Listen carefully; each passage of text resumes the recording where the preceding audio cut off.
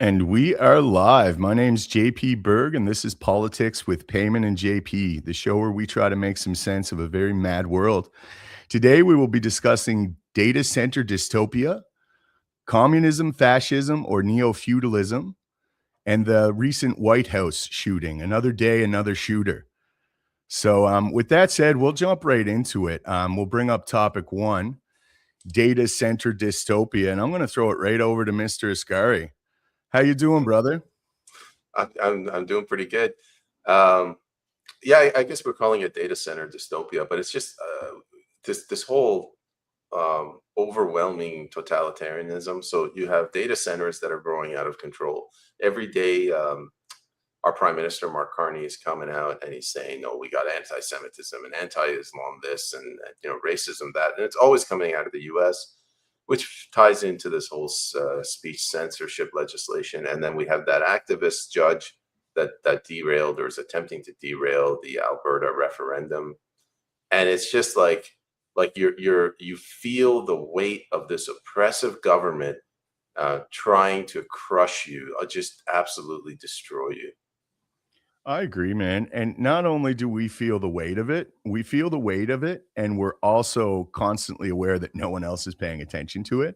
So that's even more demoralizing when you think about it. But it's like I've been saying, it's masks off tyranny. You just look at the legislation, Bill C2, C8, C9, C11, C63, all of them individually transform what it means to be a Canadian. It's like they're transforming foundational aspects of our rights and privileges.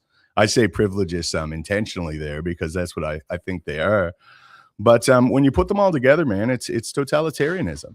I don't want to, and like we were saying, I don't want to use these words like communism or fascism because number one, I don't think they're accurate, but it confuses people. Like we have the government, and they're about to transition us into a totalitarian shithole. That's where we are here in Canada. It's getting to the point where it's exhausting, because we keep revisiting this issue, right? We're moving away from God and we're moving to government. They're pushing people out of the countrysides into the cities. They've built in this control grid infrastructure during COVID. We have a sovereign debt crisis, and it's just like as you mentioned, at what point are Canadians going to wake up and say, all right, collectively as a nation, we recognize that everything is broken. We know what the problems are. Let's fix it. Let's get these bastards out of office. But seemingly we're not there yet. And the worst part is we're divided. We're divided based upon every metric. The racial division in Canada now is just next level. It's palpable. You could feel it. We're normalizing more hyperbolous rhetoric. Like people and like, look, man, I can walk and chew gum at the same time. I realize that radical demographic shifts are a massive destabilizing problem for our country, and we have to look to stop it and reverse some of it. At the same time, I'm also a human being, and I'm not like I don't have any biologically deterministic viewpoints. I think it's, even if that is your cause, if your cause is remigration, for instance, it hurts your cause to be saying disgusting things on the internet or in public. It really does. It hurts your cause. Yeah, but it would be like if you're in the WWF and or WWE and you're criticizing those people. Like, why do you have to be so mean? Why do you always have to assume that the other wrestler's a bad guy and you have to call him names? Well, it's part of the performance, and it's like that on X, on social media. I went back yesterday and I was looking at the feed and I was just like, geez, they're taking clips out of context and they're presenting it specifically to get people angry. And yeah, the racial division is, I think, the next frontier that we're going to be seeing being pushed. And that's the glory of these algorithms, right? Like from their perspective, like it can just put an emphasis on that right away. That's what everyone's seeing, and then they're reacting to it, totally oblivious to the fact that they're using this like reflexivity to affect everything. Like they want chaos right now while they're transitioning, making all these changes with our laws regarding our rights, our freedom of speech, our sovereignty at an individual level. They want us all fighting over this racial stuff. They want us fighting over left and right. They want us fighting over the old and the young. And I mean, I get that. I understand I'm not trying to trivialize some of these things, but At the same time, like, there's a broader game being played, and that's what we have to focus on if we want to pragmatically resolve anything. I put out an article earlier today on my Substack account, and in that I cite a clip from the leader of the Reclaim Britain movement, political party, and he says, he called the legal profession, he called them parasites. He called them parasites on the back of the productive people, which is what they are, and which is what I'm complaining about. It's not. I'm not upset that they're changing the color of the Canadian flag, or they're increasing funding for the universities this much or decreasing it that much. I'm upset that they've created this regulatory system that I can't breathe. Like, you need a permit to literally breathe. You need a permit to go fishing, hunting, driving. At this point, they're going to say you need a license to walk on the street. Yeah, it's like we're at peak bureaucracy, and it's to the extent now where nothing functions, and it's just everything's mired down in all of this ritual. To do anything requires several regulations from various bodies municipally. If you want to build a deck on your house, or if you want to build an outbuilding in your property, I mean, you have zero rights. Forget about it if you want to open a business. I mean, and all of these extra steps require money. So that's just driving the price up in order to be productive and be entrepreneurial and start a business. So it's like it's excluding people from entering.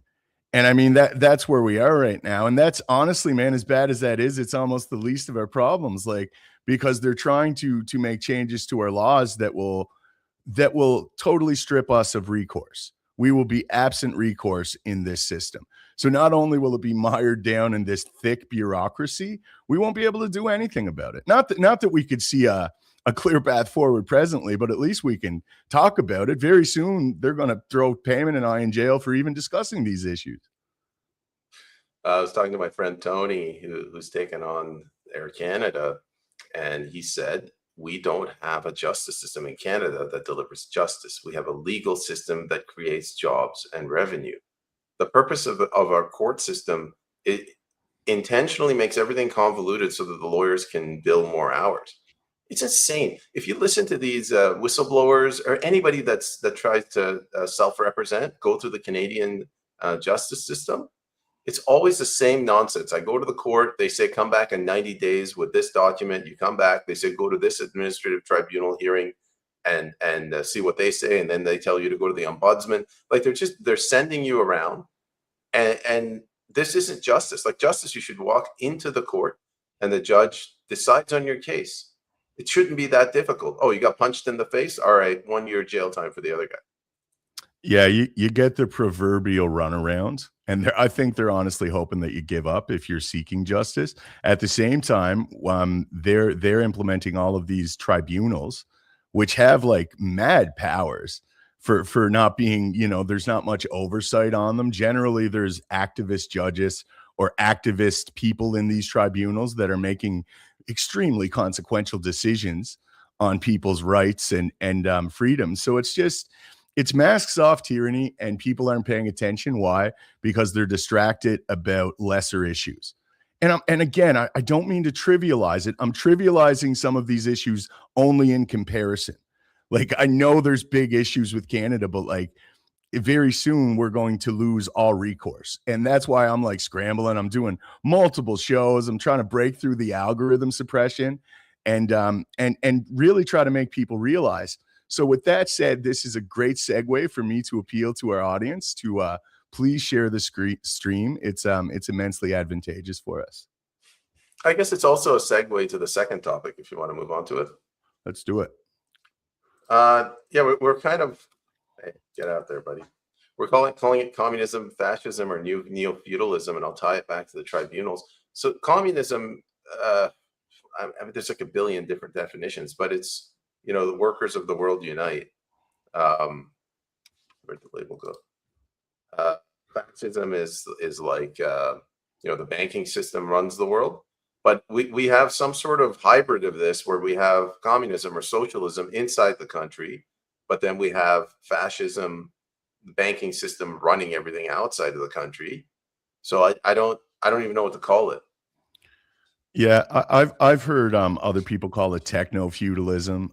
International fascism is accurate, and again, like communism, I guess if it had to be predicated on something, it's relative to the proletariat seizing the means of production. That would be the primary aspect of communism. Then there's a lot of derivations. Then fascism is like a public-private partnership with ultra nationalism.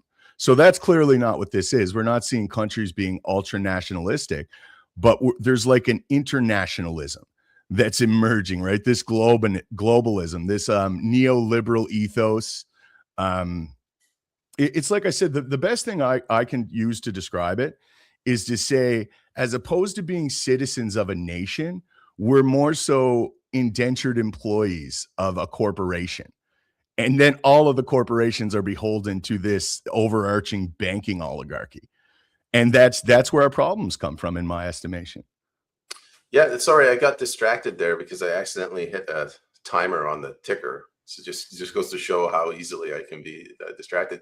What I was trying to say is, if you have a banking system that wants to run the world and basically just wants to get rich, money equals power. So they're getting their interest payments, and then internally they're like, why don't we destabilize this country through?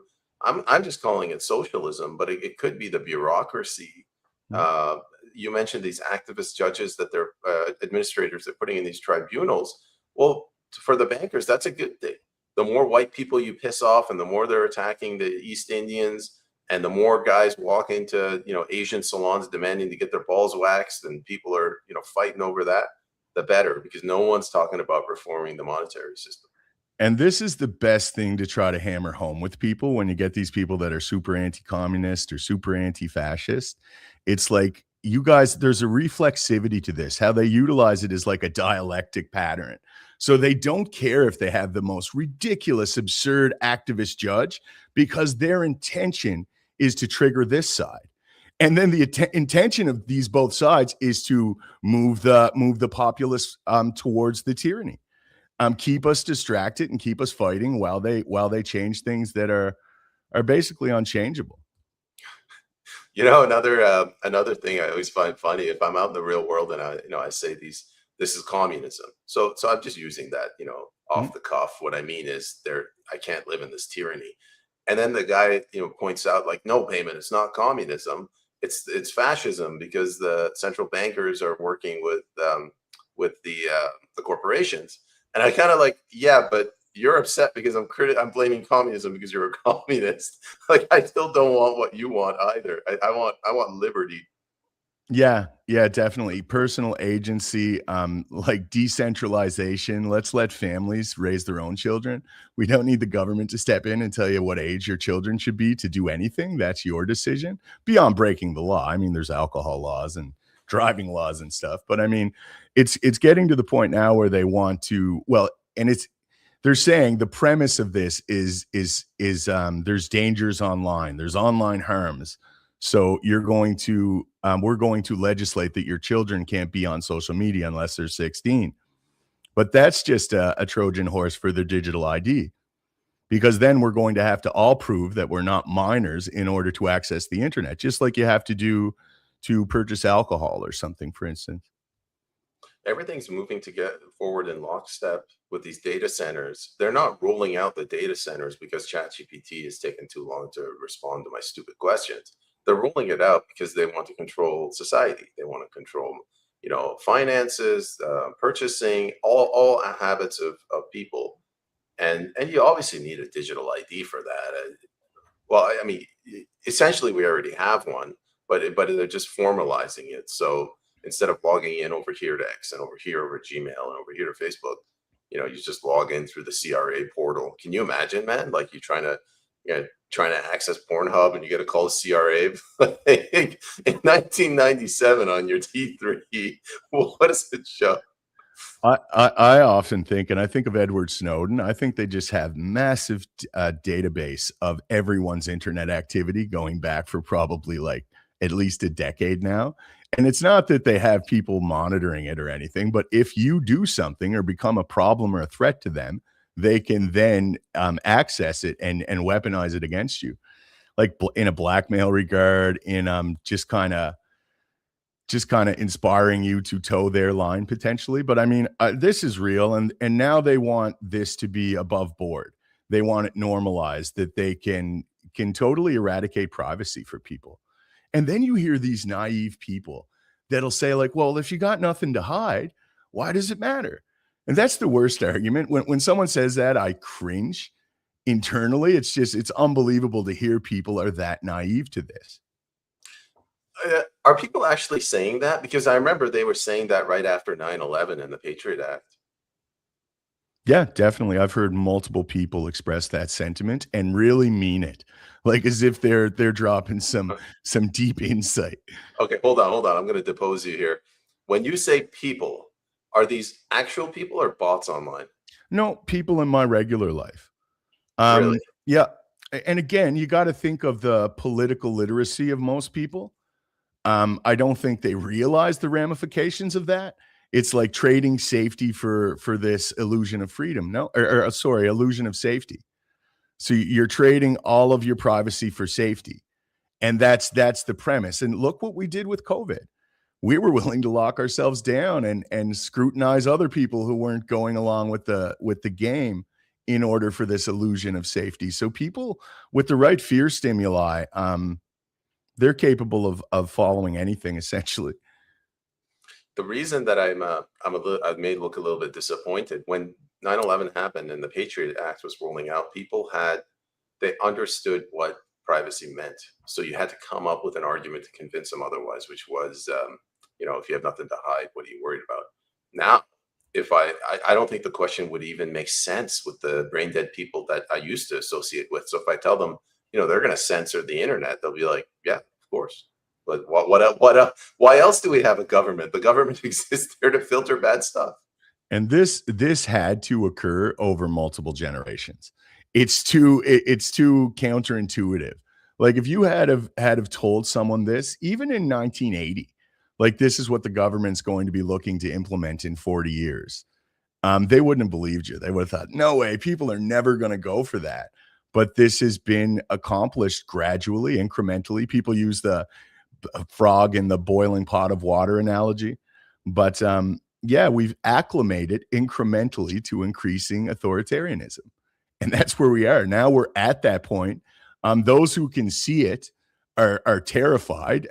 We're really scrambling to try to inform people, but the vast majority of people aren't even willing to look at this thing. I always remember a story when I was a child. We were in Turkey and we went to a beach, and it was a like a non public beach without a lifeguard. And I'm out there making a sandcastle, and then like 4 dead bodies come floating up to the beach because they went too far and they drowned, and there was no lifeguard. But that's just, if you don't want to pay for the private beach with a lifeguard, you that's a risk you take, and things like that can happen. Nowadays, if that happened, you would sue the government. And the underlying premise is that the government exists to keep you safe. If there's a beach, if God blessed this country with a beach, then the government has a responsibility to make sure no one drowns on that beach. And that's being normalized. It's like we said, previous generations wouldn't go for this whatsoever because they realize like intuitively how dangerous this is.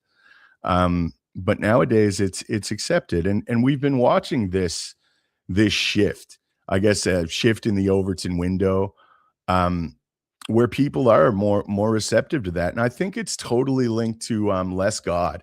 It's like less God, more government, more God, less government. It kind of goes hand in hand. And we're in the phase now where it's if we don't do something, we're going to lose it all. I really believe that too. It's almost we're there where there is no God. Like what's left in the domain of people, you still have to have, you mate with your partner and you produce the child. The government hasn't gotten in that yet. Eventually they'll send auditors to sit in the corner of the room. But like the domain where the government's not getting involved is getting less and less. Yes, and it's just going to continue going in that trajectory until there's some meaningful pushback. And again, it's reliant on education. This is a theme of history too. If you read history, like there's times where the public needs to be re-educated to what the government is doing to them. You look famously with Benjamin Franklin. He knew that he had to educate the colonists to understand the game. So he released Poor Richard's Almanac, which kind of started to express and expand upon the premise of liberty and what that means, and taxation, and all of those themes. But it was within an entertaining almanac, so people wanted to read it. But now in our current era, it's like all the avenues of expression, all of these social media platforms are just social conditioning. They've deboosted everyone that's trying to educate people, and they only seem to let people see the hyperbolous, sensational rage bait, the culture war grifting that rules the algorithm, the racial, fomenting the racial division.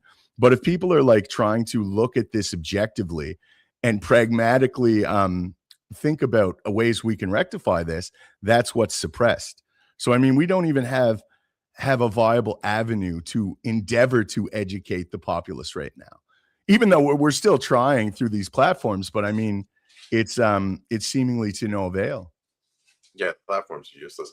You mentioned I think you were talking about the Americans, Benjamin Franklin.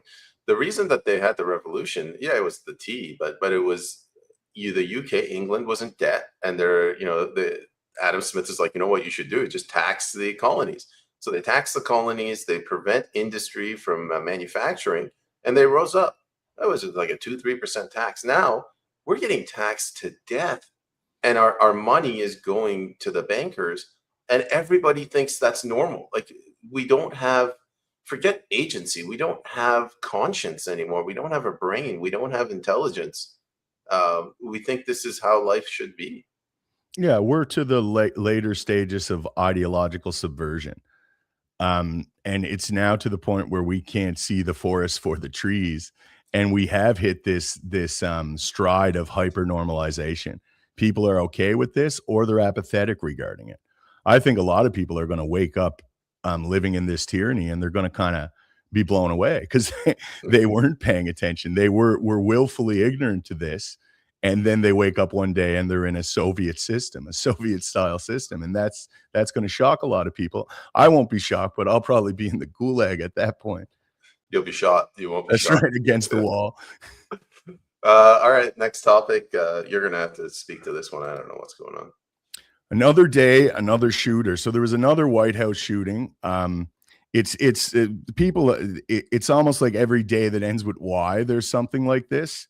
So it's definitely disconcerting, and it's hard to tell what's going on. Like, I know they'll release the identity of the individual, but then these things are brushed over right away, and that's a massive problem.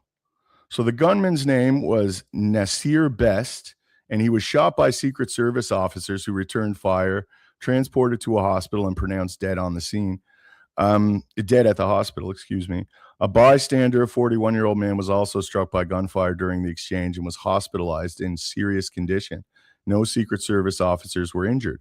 But what everyone wants to know, and this harkens back to all of the other attempts on Trump, is like, what's the story behind this? It's the lone shooter theory. Like, we hear that every time. Does anyone really buy that? Because we know there's a lot of powerful interests, clandestine interests, that are influencing this administration. So, I mean, it's like we get these sensational events, and then everyone just forgets about it. We move on with the news cycle. I don't like looking at these because you get all these people who come out and say, actually, it was an inside job. The Trump administration is doing this because it'll give them some bump in the polls. And I'm just like, all right, do you have any evidence? Not that there's any evidence whatsoever. The FBI doesn't do a good job. There's no faith in any of these institutions. I mean, I could throw some other things at the wall and see what sticks. You had Obama and George Soros went and met with Mark Carney. They tried to incite an insurrection. If you remember the last time against the ICE rioters, it was Obama, Biden, and Clinton. We are hurtling towards something serious, and the left, as usual in the U.S., they think they have the moral high ground, so that whatever they do is justified, and the end result could be something like this. I have a bit of hope when I look at America. I think there's a large contingent of the electorate in America that are starting to get it. They're starting to see that, like, okay, well, our Congress is controlled by a foreign lobby. There's powerful interests that are fueling this and making all these decisions for us, and they don't like it. Um, I think it goes far beyond left and right, but you're right. There are the people that are still captured in these categories, and they're perpetually looking to each other.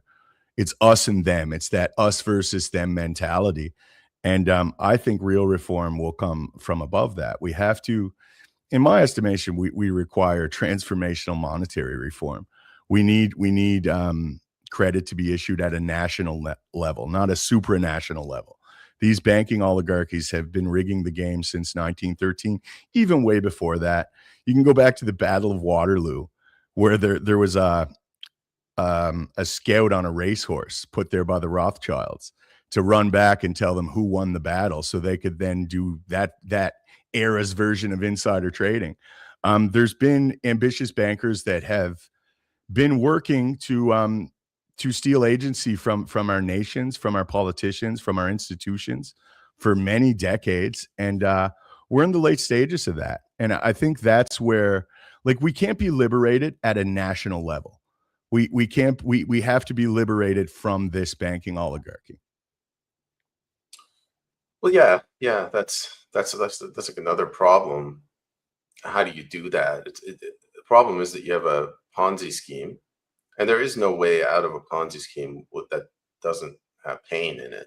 And that's, I think, people. So if you and I, we went to people and we explained all of this, and if they had listened, and that's a big if, I think they would have then turn around and say, all right, so what do we do about it? And I'm like, well, there is no easy way out of this. And they're like, all right, then let's just continue on course. Politics and everything else is downstream of culture, and it's just like we were saying regarding educating people. This is what we have to explain to people. Look, I know your left right tribal impulses are pulling you this way, and you can only see this through this perspective that it's the left, or vice versa, that it's the right. But I mean, our problems are above that, and it starts from educating them right away. Like, it doesn't have to be like this. I recently was invited to Rougemont, Quebec, for the Douglas Social Credit Conference. I was a guest of the Pilgrims of Saint Michael, and we did a few days of study learning about this system. I'm not an expert, but I'm reading extensively about it, and I think this type of a system is our answer. And I truly believe if people can understand this, like the usurious nature, the immensity of debt that is weighing down not just us individually with household debt, but like nationally, our nations are just immensely in debt to private bankers. I think it's pretty reasonable to assume then, well, we require banking reform. Why is there all of this debt associated with it? And that's the big problem. Why don't you, 50 words or less, make a pitch for social credit to educate me? What is it? Well, the pitch would be right there. It would cut off this banking oligarchy from having influence. Credit would be issued at a national level. There is when you get into it, there is what's called a national dividend to compensate, but it's predicated on macroeconomics. It's a little boring, but there's a deficiency. There's an imbalance between production costs and then the public's buying power. And then this is facilitated by debt. And we have these private systems that are they're not just consolidating wealth, they're consolidating influence and power through loaning money to facilitate this deficiency in monetary policy. So that's what Douglas social credit addresses. As for the nuances to it beyond that, like, again, I'm still reading. I've just learned about this a couple of weeks ago. I was fortunate enough to get to this conference.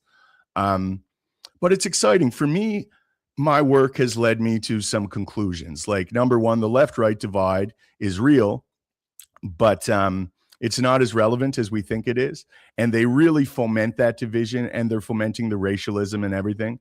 Our problems lie, the chains that enslave modern man is monetary policy.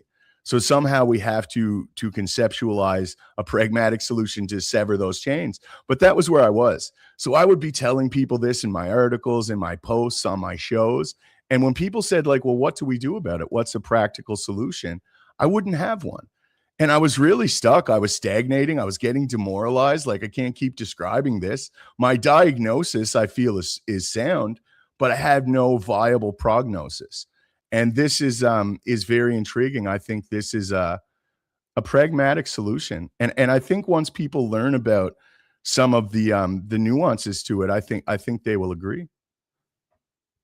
So they converted you over to their way of thinking, huh? I've been converted. Yes, absolutely. Well, it's like I said, I was already there with my diagnosis. I seen all these problems. This just provided me, and where I'm no economist. That's it's really technical, the macroeconomic aspect of it. That's why it requires study sessions to wrap your head around part of it. But there's still ways we could explain this to regular people to at least open their minds to the possibility of looking at it in this lens. Like, don't look at it at a national level. Don't look at it as left versus right. Look at it as the banking oligarchy that has pretty much been responsible for every evil deed over the last 100 years. I mean, you even look at China. There's the people that it's the China boogeyman, or it's the City of London boogeyman, or whatever it is, anything but looking at our own institutions. But China was set up by big money, big Western money. Mao's successor, Deng Xiaoping, he famously was on the cover of Time magazine with Henry Kissinger. They conceptualized this neoliberal technocratic model together. And that's what the West is modeling it off of. Like, when people are like, oh, we don't want to, we got to fight China. It's like, well, our leaders are trying to implement that exact same system. So, I mean, do we got to fight China, or should we look for like true transformational reform? Should we look for viable solutions to get out from under their influence and maintain not just individual agency, but national sovereignty, which is, we just don't have it right now, man. No, I agree. We're past the halfway mark. All right, let's hit some questions up. So we have the remanded. Oh, sorry, let me get that. Damn it.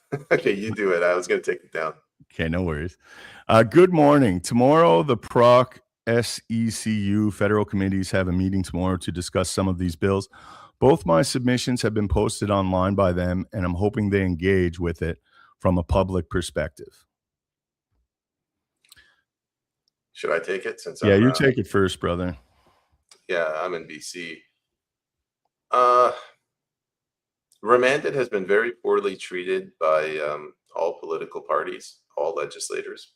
And I pestered him, and I actually forced him to provide me some documents, and I sent it to another political candidate, MLA, and that went nowhere.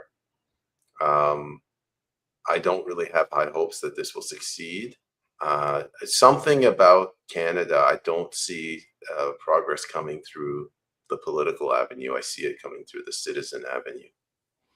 Yeah, I agree, man. It's so systemically corrupted and controlled by larger interests. And right now, I always feel our public servants are pressured by some of these larger interests, but right now I think they're locked down. I've noticed this, and it's something that is being reinforced while I'm observing things.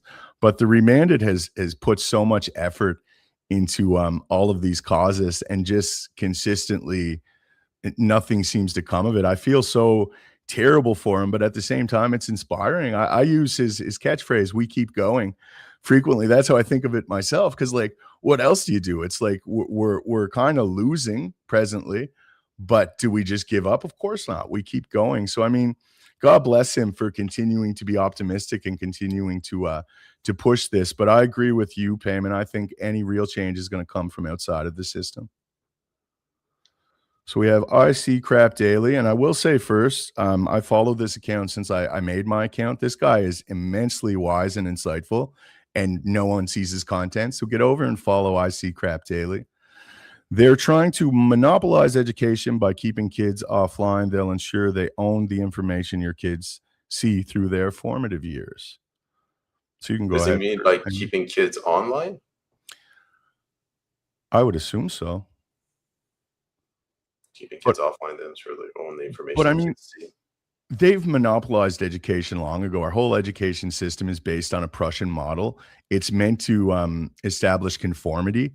It's meant to get people used to being on time and remembering and regurgitating information on demand. They keep us, there's no like they want us not just economically illiterate, they also want us philosophically illiterate.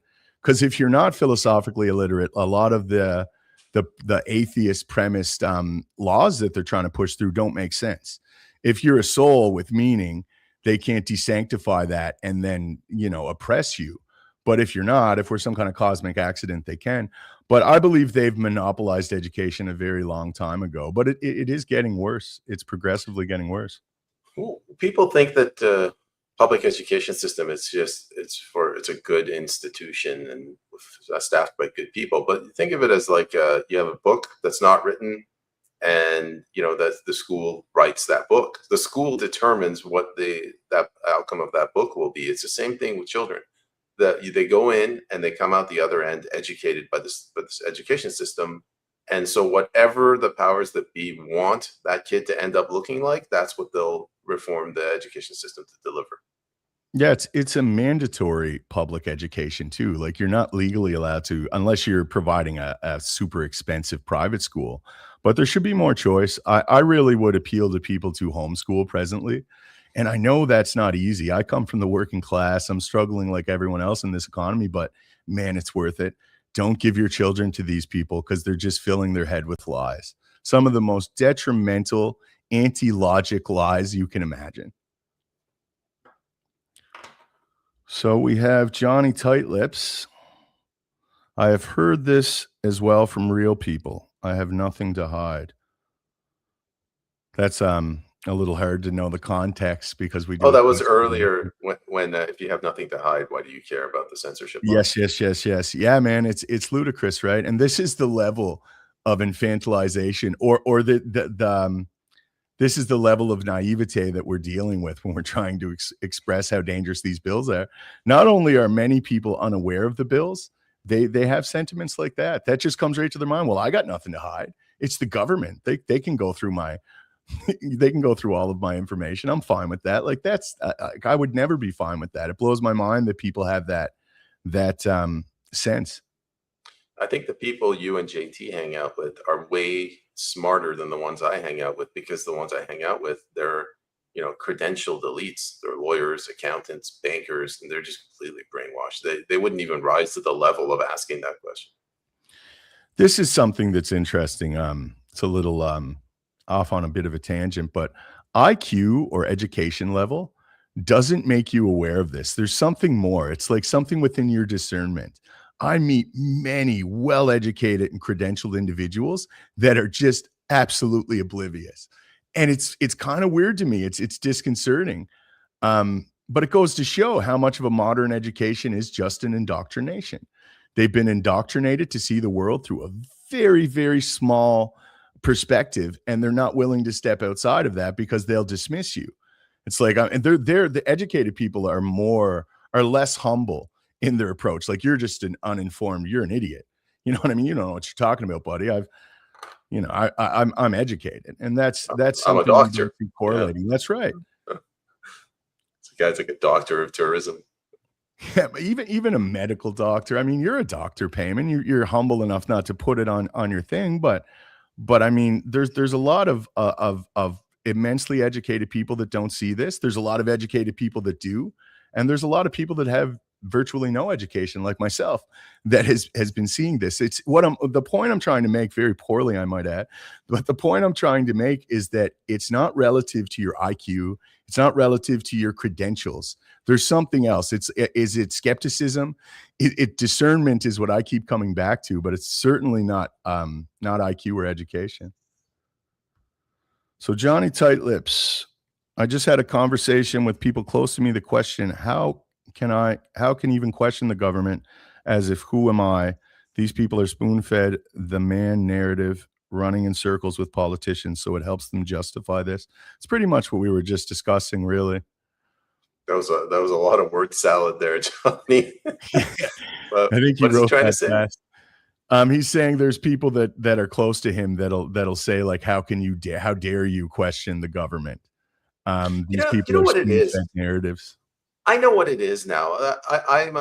I'm a huge supporter of Aristotle and Thomas Jefferson, not because I've studied all their works, but because of what I believe that they represent. I could be wrong.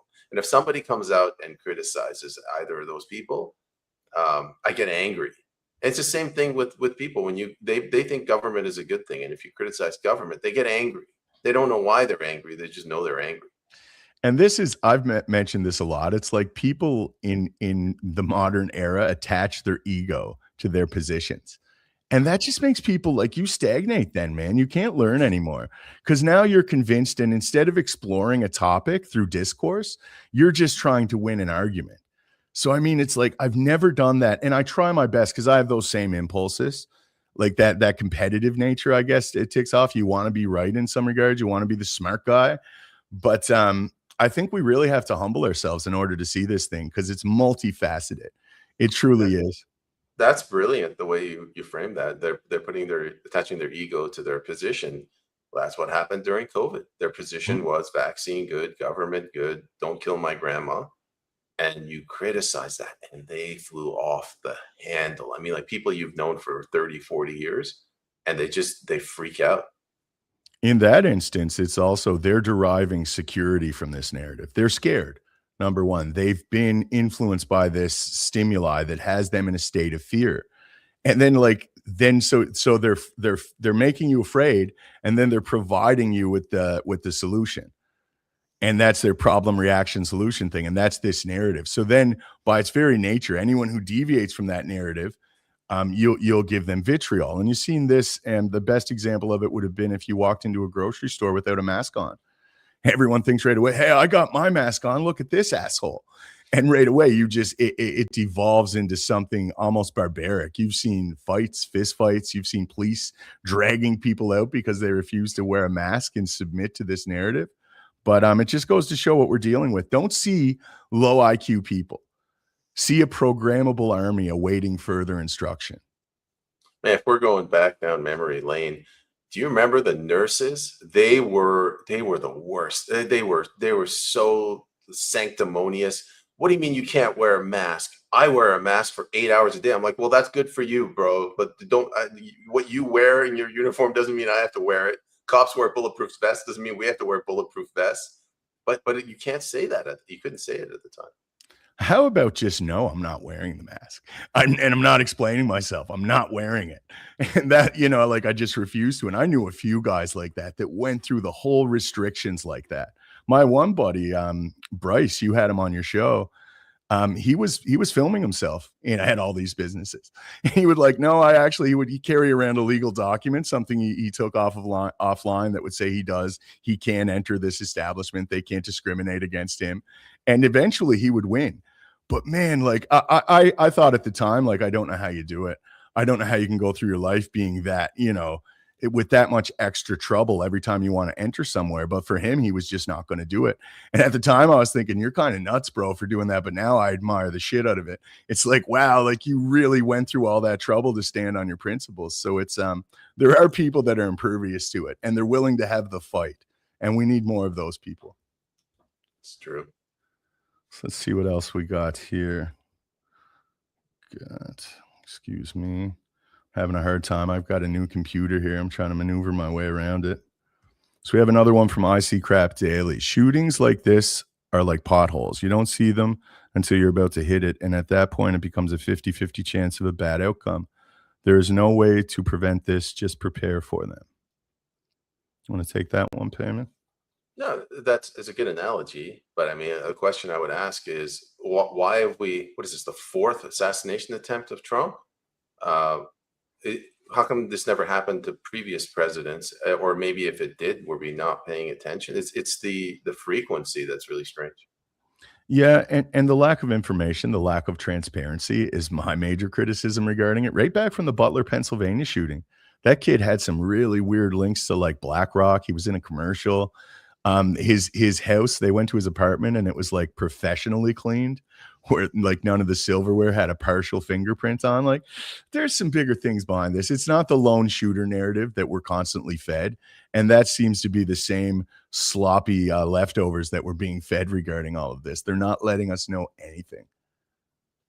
It's really strange. You're right. They're not telling us anything, and they're telling us that it's just a lone shooter.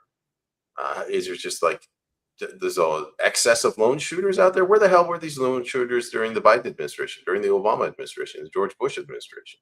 Uh, yeah, I don't think for a minute they're lone shooters. Now maybe some of them are. I got the impression that Bahal Room guy, the one where they had that event at the White House, and the gentleman would try to run in and take a shot at Trump, and then like in lockstep, all of the fake conservative commentators were like, "This is why we should build the ballroom." I'm like, I was blown away by that. I never seen that level of coordinated messaging. It's like someone just took a shot at the president. You guys are talking about a ballroom. What the fuck did I miss? Pardon my vulgarity. It was all from the general contractor that stood to gain from building the ballroom, buying That's all the right. spots. That explains it. But it's pretty wild. So we have Zeldivine. And interesting thing that CCP is in complete chaos. I don't know about that, but everyone's having hard times. Even Russia, I'm hearing Russia's not as stable as, or it's there's a lot of destabilization happening there. I think it's everywhere at the same time. I wouldn't be surprised that if that's true. I'm not aware of it though, if it is. First of all, Zelda, good to see you again. I I would say this now. China is not. We presented China as like the next superpower, and we have to take it out now. It's growing, and it'll never stop growing. I think they're in a very weak position themselves, to be honest. I mean, they're dependent on the U.S. control of maritime trade. They've had their land routes set back by the bombings in Iran. Apparently, their housing market's not doing that good. And at the end of the day, China's just one country. It's up against this massive banking system that's in every other country except Russia, Iran, and North Korea. Yeah, man, that's the crux of the issue. And I keep going back there. It's everyone who is an enemy of this banking oligarchy, Americans or Westerners broadly, were propagandized regarding they make them a boogeyman. Everyone who is being protective regarding their nation and their commerce are the boogeyman. And right now, I mean, Russia, China, and well, I know China and Iran don't have a Federal Reserve System in their country. So I mean, it's interesting, that's for sure. Just one other thing. China is essentially a factory. It's the global factory. So it manufactures things and sells it to the world. Imagine if the world cut off China. China would be screwed. Like if they can't export their products, they're screwed. That's all they have. If they become the prime reserve currency, they're screwed because their currency goes up and their products get expensive. Now, I get it the other way that we need products as well, but they're not as strong as people think. Oh, definitely not. Definitely not. And that brings up a very interesting aspect of this. Like, why did the West give all this manufacturing to China? That's giving them a massive strategic advantage. Were we that trustworthy? Oh, China's never gonna challenge for the global hegemon in any regard. We'll just export it to get cheap labor. Like I don't think that's it at all. I think at one time the Western banking oligarchy was working with China. And I think specifically through Deng Xiaoping, who might have been talked into it, convinced otherwise. I know he wasn't a big Marxist ideologue. Mao was looking for the revolution, and he made a mess. There are millions, tens of millions of people died under Mao. But Deng Xiaoping was more pragmatic, and he was willing to work with Western powers. And I think they conceptualized this new model of governance. I call it a neoliberal technocratic system, but I think that's exactly what they're trying to put in place here. Now, there's a lot of people that feel Xi Jinping separated himself from this Western alliance, and initially they didn't even want China to have a market. But I think that was them early on trying to construct their ideal globalist future, globalist empire. I have an answer for that. I think the bankers, the elites, they're just like America's export is dollars, and we want to increase demand for those dollars.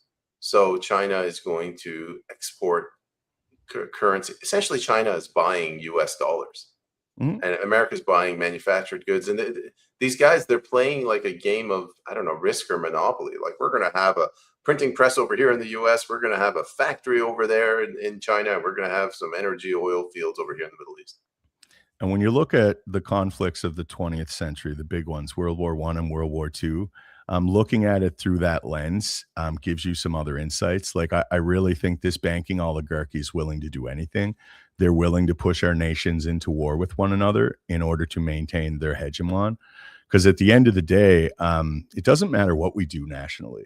As long as we're still under this usurious neo-feudalist model, then we're going to succumb to their will.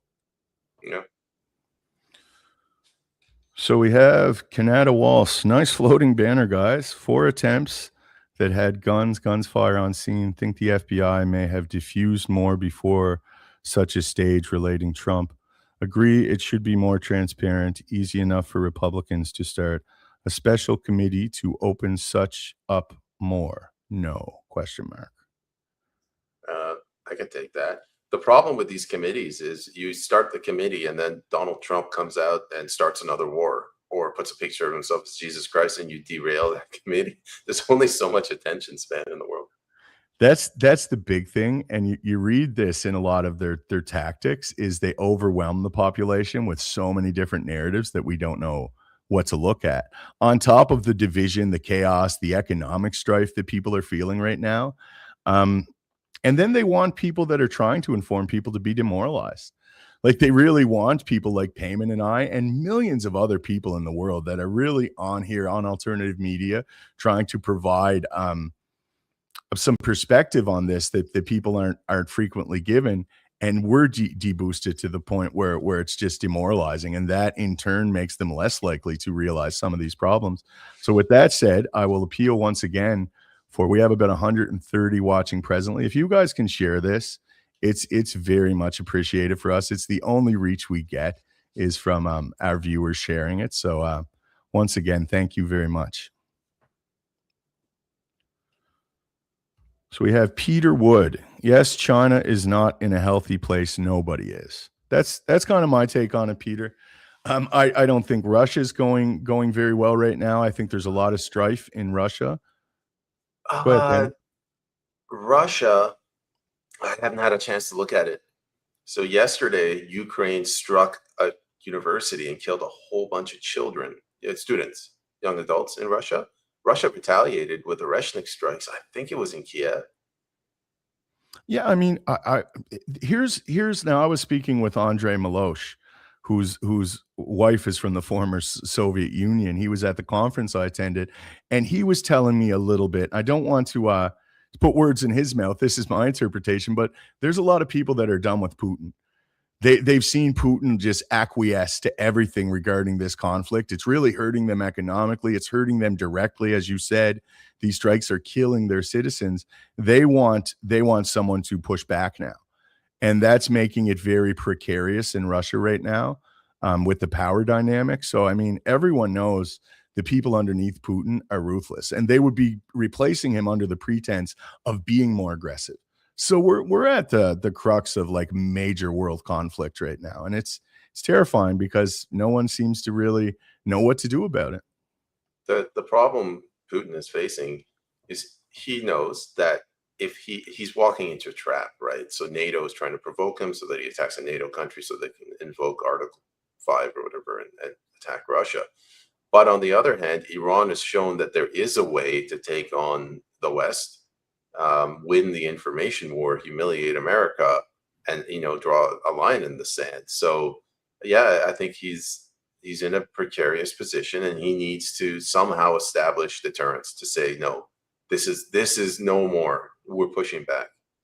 Yeah, I'm praying this doesn't evolve into just total land war in Europe, because I mean Putin could very easily, like, people say they're not as powerful as we think they are, perhaps, but they definitely have the capabilities to strike London, to strike France, to strike Berlin. I mean, that it wouldn't be out of the question to see that now, right? Because they know it's a proxy conflict. Can you imagine if they nuked London? You'd take out a third of the Muslim population of the world. You would, for sure. But with that said, that's about it for the questions. Do you have any parting words, Peyman? Yeah, we got 5 minutes.